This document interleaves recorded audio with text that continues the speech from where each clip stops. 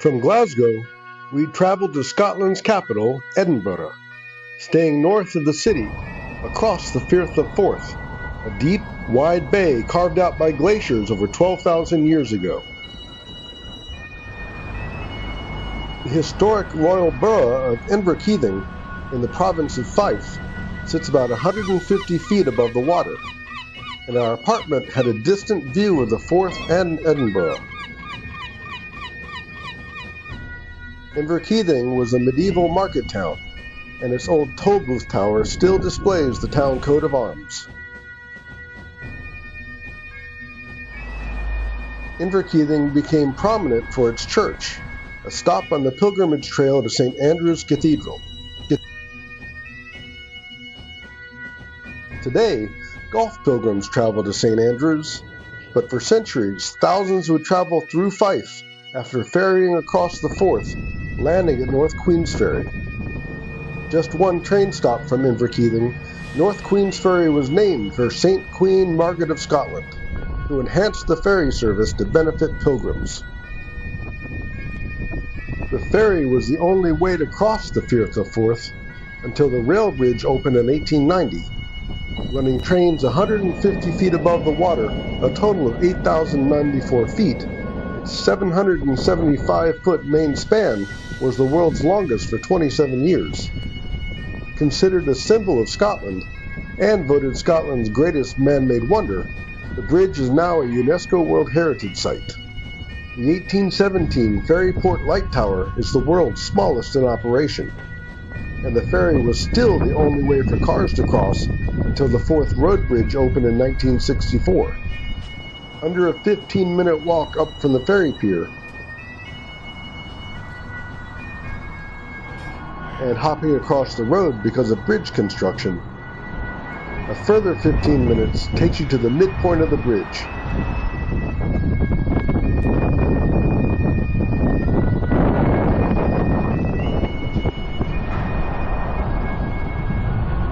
(512 feet above the water). The Queensferry crossing, carrying the M90 motorway, 679 feet high, opened in 2017.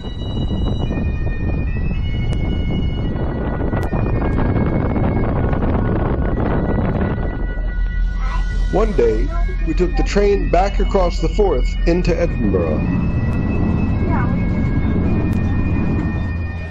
one of the world's great cities.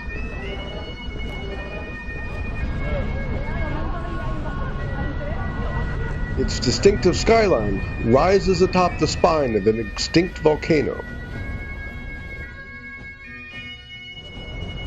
Narrow streets, called closes, run up and down the spine like ribs.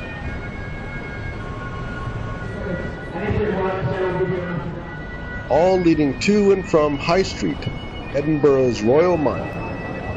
The city's main tourist zone, shops of all kinds line High Street. There's always at least one piper.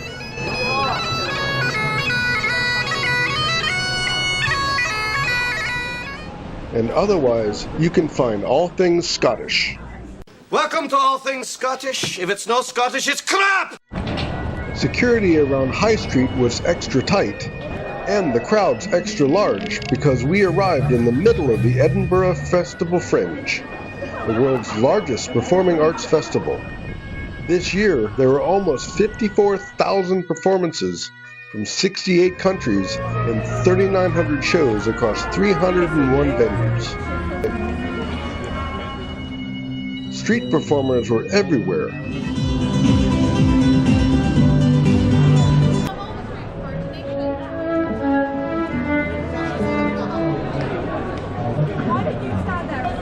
Scotland!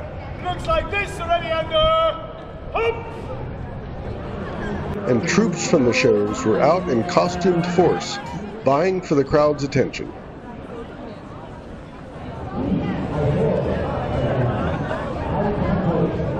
Get your tickets fast! Fortunately, free water taps were available at different spots along the Royal Mile.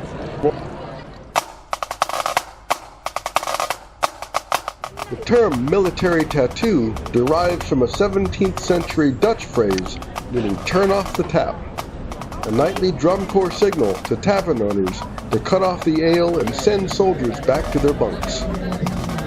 This eventually evolved to mean a full show performed by a military band. The first official Edinburgh military tattoo was held in 1950, and we arrived during the 75th year of the event. And tickets were sold out months ago. The event was held in bleachers erected in the castle esplanade, and it was free to go check out the venue, as the shows are held at night. From BBC footage, it was quite a show.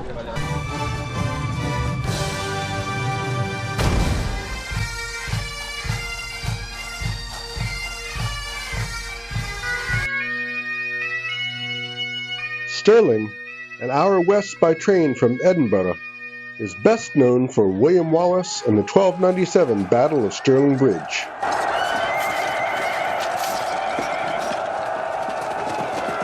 But we were there to attend the Stirling Highland Games, which goes back over 200 years to 1818. From the train, we took a bus, then followed the gentlemen in kilts. We pre-purchased tickets on the event website, link in the video description, and went right in.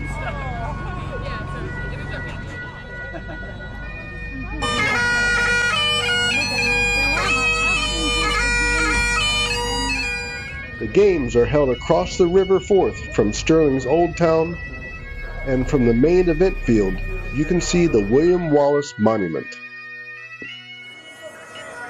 There were youth dancing competitions, replica weaponsmiths, food and beverage stalls, and medieval battle reenactments from the time of William Wallace. And kilts didn't exist then.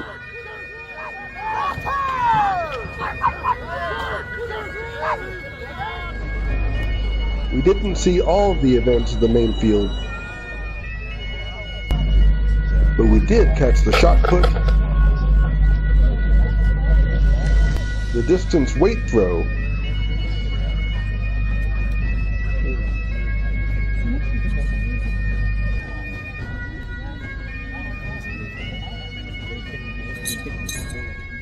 and we couldn't miss tossing the caber, a test of strength and accuracy. It simulates flipping a log across a stream to form a bridge.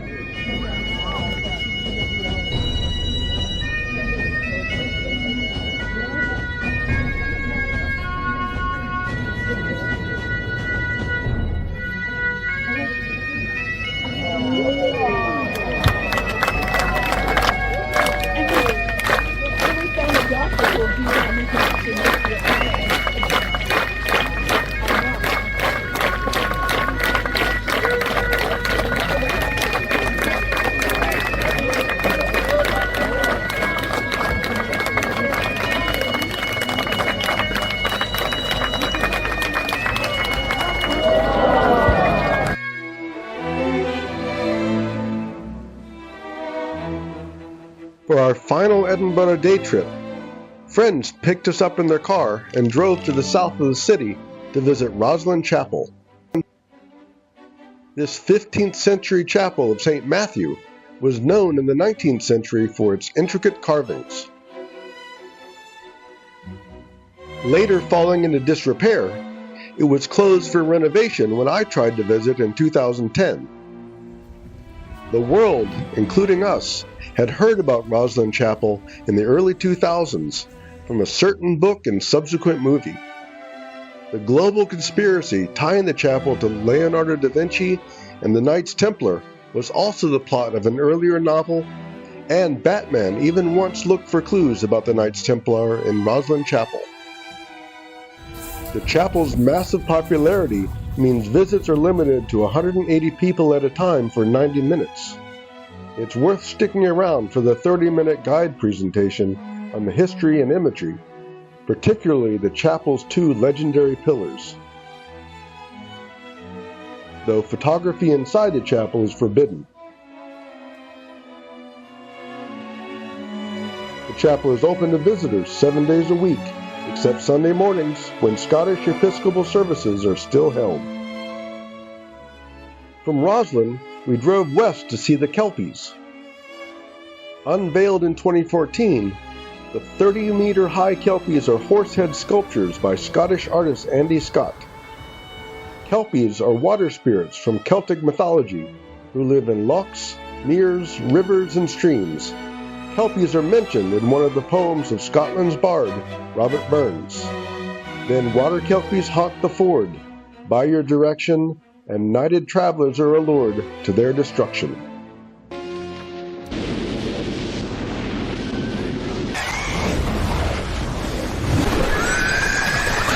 The Kelpies sculpture is situated along the Firth and Clyde Canal and is a monument tying Scotland's mythical past to its horse-powered canal age and modern engineering innovations. Edinburgh was the last stop of our 3 months in the UK. We then flew to Dublin, Ireland for a couple days and took our very first overnight ferry. We'll cover the ferry ride in our next video, so please subscribe to our channel and hit the bell as our adventures continue in the EU.